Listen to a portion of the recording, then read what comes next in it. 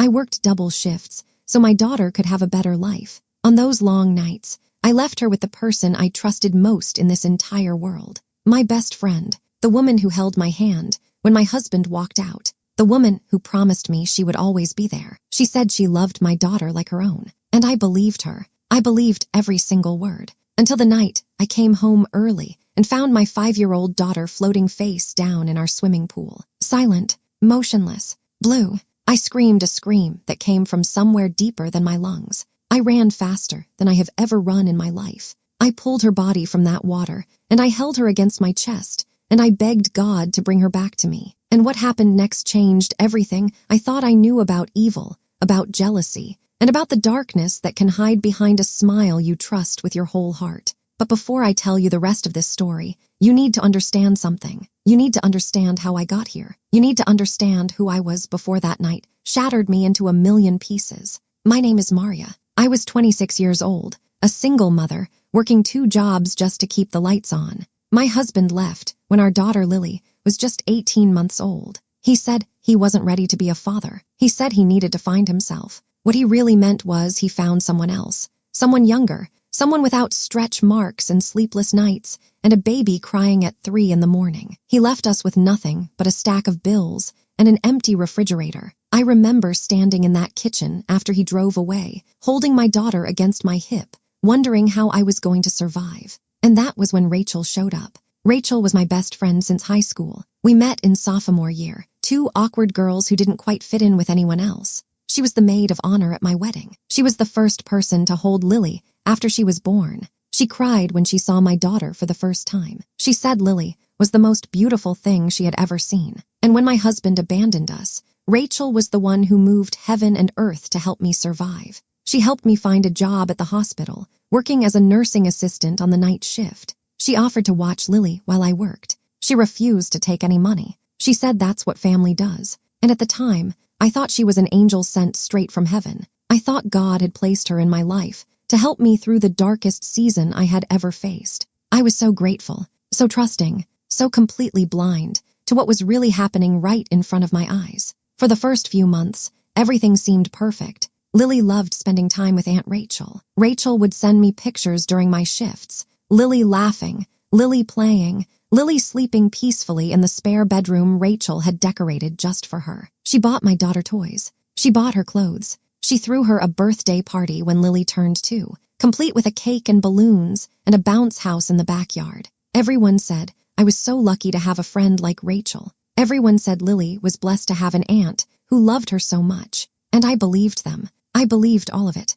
Because when you're exhausted and desperate and barely surviving, you don't question the people who show up for you. You don't look for darkness in the only light you have. But darkness doesn't always look like darkness. Sometimes it looks like a smile. Sometimes it looks like a helping hand. Sometimes it looks like a best friend who says all the right things while doing all the wrong things behind closed doors. The changes started so slowly that I almost didn't notice them at first. Lily became quieter. She used to sing little songs to herself, made up melodies about butterflies and sunshine, and her stuffed rabbit named Benny. But gradually, the singing stopped. She used to run to the door when I came to pick her up, arms outstretched, screaming, "Mommy, mommy, mommy." But slowly, she started hanging back. She would stand in the corner of Rachel's living room, watching me with these eyes that seemed too old for her little face. I told myself she was just tired. I told myself she was going through a phase. I told myself that all children change as they grow older, that this was normal,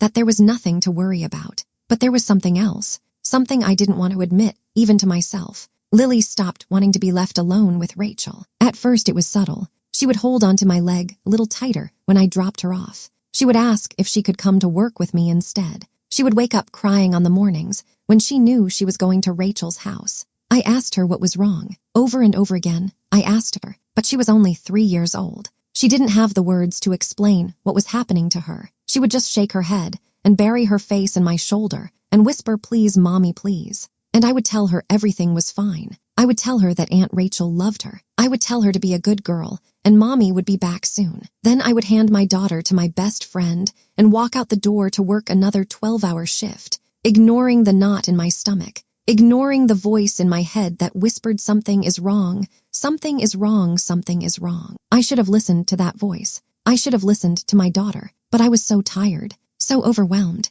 so desperate to believe that the one person I trusted was worthy of that trust. And that desperation almost cost me everything. Rachel started making comments that I brushed off at the time, but that haunt me now. She would say things like, "Lily is so attached to me now. Sometimes I think she loves me more than you." She would laugh when she said it, but there was something in her eyes that wasn't laughing. She would say things like, "It must be so hard working all those hours, missing so much of her childhood." She would tilt her head with sympathy, but there was something in her voice that sounded more like satisfaction than concern. She would say things like, "Lily calls me mama sometimes by accident. Isn't that adorable?" She would smile when she said it, but there was something in that smile that made my blood run cold. I started noticing bruises on my daughter, small ones, on her arms, on her legs, on her back. When I asked Rachel about them, she always had an explanation. She fell off the swing. She bumped into the coffee table. She's just clumsy at this age. You know how kids are.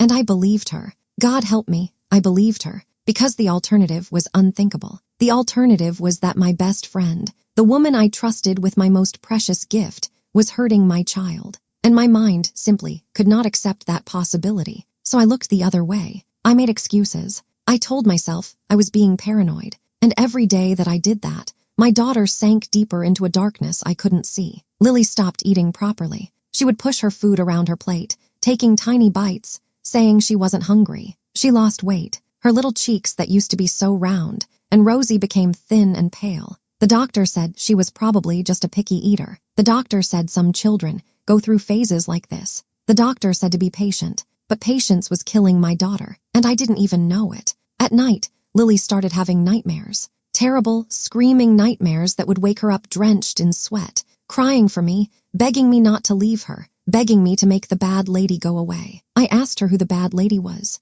She would just shake her head and cry harder. I told myself it was just bad dreams. I told myself all children have nightmares. I told myself she would grow out of it, but she didn't grow out of it. She grew into it. The fear became a part of her. It lived in her eyes, in the way she flinched when people moved too quickly, in the way she stopped trusting anyone, even me. I was losing my daughter, and I didn't even realize it was happening. Rachel started asking me strange questions. She asked me if I had ever thought about what would happen to Lily if something happened to me. She asked me if I had a will, if I had named a guardian, if I had made plans for my daughter's future. She said she was just being practical. She said these were things every parent should think about. She said she would be honored to take care of Lily if anything ever happened to me. And the way she said it made something cold settle in my chest. But I pushed that feeling down. I told myself she was just being a good friend, thinking about my daughter's well-being. I told myself I was lucky to have someone who cared so much. I told myself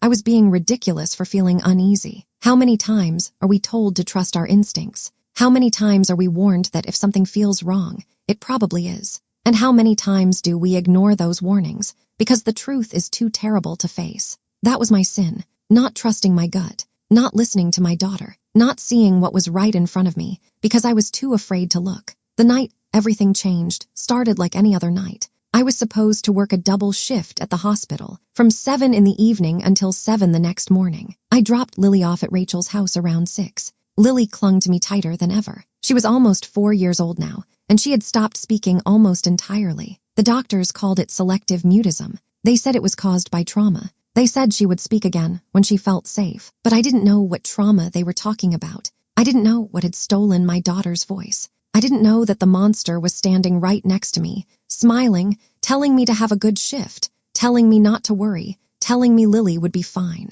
She wasn't fine. She was drowning, and I was the one who kept throwing her back into the water. At the hospital that night, something happened that I can only describe as divine intervention. I was 3 hours into my shift when I suddenly felt sick, not just regular sick, a deep, overwhelming nausea that came out of nowhere and dropped me to my knees. My supervisor found me in the hallway, clutching my stomach, shaking, covered in cold sweat. She told me to go home. She said I looked like death. She said the hospital would survive without me for one night. I argued with her. I said I needed the money. I said I couldn't afford to miss a shift. But she was firm. She practically pushed me out the door. And as I drove home, the sickness began to fade. By the time I pulled onto my street, I felt completely normal, not sick at all, just this overwhelming urgency to get to my daughter. I tried to convince myself to go pick up Lily early, to surprise her, to take her home and make pancakes in the middle of the night. Something silly and fun that she used to love before she stopped loving anything. But when I got home,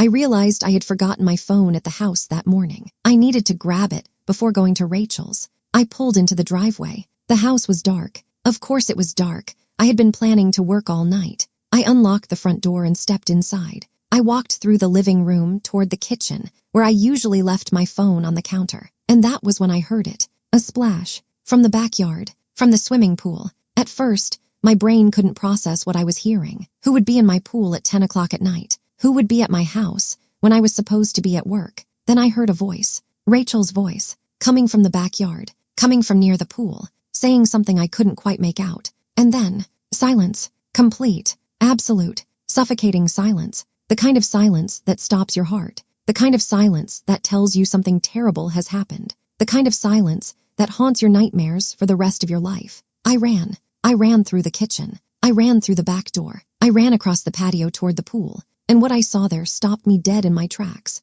The pool lights were on, casting that eerie blue glow across the water. And floating in the middle of my swimming pool, face down, arms spread out like a fallen angel, was my daughter, my Lily, motionless, silent, still, and standing at the edge of the pool, just standing there, watching, not moving to help, not calling for help, just watching my daughter drown was Rachel, my best friend, the woman I trusted with my child's life, the woman who had just tried to take it. I screamed, a sound that wasn't human, a sound that came from the deepest, most primal part of my soul, a sound that shattered the silence and the night and everything I thought I knew about the world. I ran past Rachel and I dove into that pool fully clothed, and I grabbed my daughter and I pulled her to the surface, and I swam to the edge, and I lifted her out of the water and I laid her on the concrete, and I started CPR. I didn't know CPR. Not really. I had watched it being done at the hospital. I had seen the doctors and nurses performing it countless times,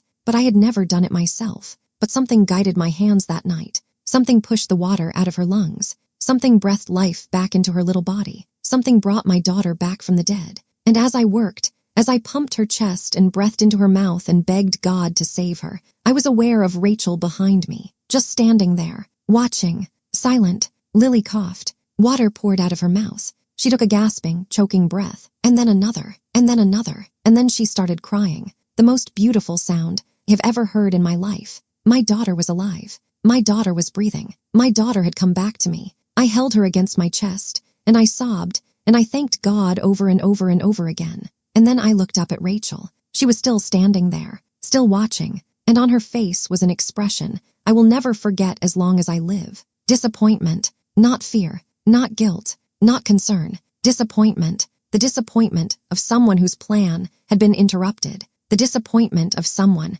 who had been so close to getting what they wanted. The disappointment of a murderer who had failed. I called the police. Rachel didn't run. She didn't even try to explain herself. She just stood there with that empty look in her eyes while I held my daughter and waited for help to arrive. When the officers came, they found Lily's clothes folded neatly by the pool. They found Rachel's car parked in my garage, hidden from the street. They found a note on my kitchen table, written in my handwriting. A note that said I couldn't go on anymore. A note that said I was taking my daughter with me. A note that said we would be together in heaven. A note I never wrote. Rachel had forged it. She had copied my handwriting from birthday cards and grocery lists and notes I had left for her over the years. She had planned to make it look like a murder-suicide. She had planned to kill my daughter and make it look like I did it. And then she would have been there to pick up the pieces, to play the grieving best friend, to inherit everything, to finally have the life she had always been jealous of. When Rachel was questioned by the police,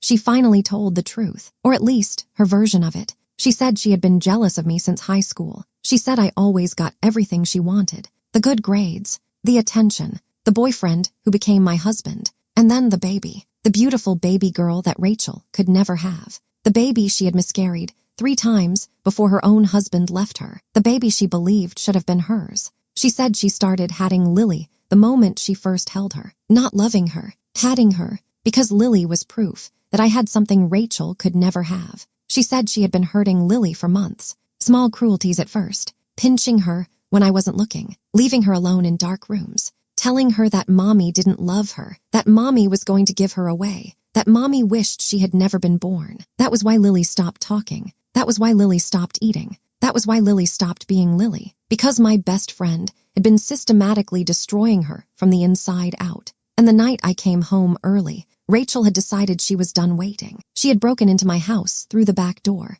She had written the note. She had brought Lily to the pool. And she had pushed my daughter into the water and watched her sink. If I had stayed at work that night, if I hadn't gotten sick, if I hadn't come home when I did, my daughter would be dead, and Rachel would be free, and the world would believe that I killed my own child. The trial lasted 3 months. Rachel was charged with attempted murder, child abuse, breaking and entering, and forgery. Her defense attorney tried to argue that she was mentally ill, that she wasn't responsible for her actions, that she needed treatment, not prison. But the jury didn't buy it. They saw the planning. They saw the calculation. They saw the note she had so carefully forged. This wasn't a crime of passion. This was premeditated, attempted murder. Rachel was sentenced to 45 years in prison without the possibility of parole. As she was led away in handcuffs, she looked at me one last time, and she smiled. That same smile she had given me 1,000 times before. That smile that used to make me feel so safe. That smile that hid a monster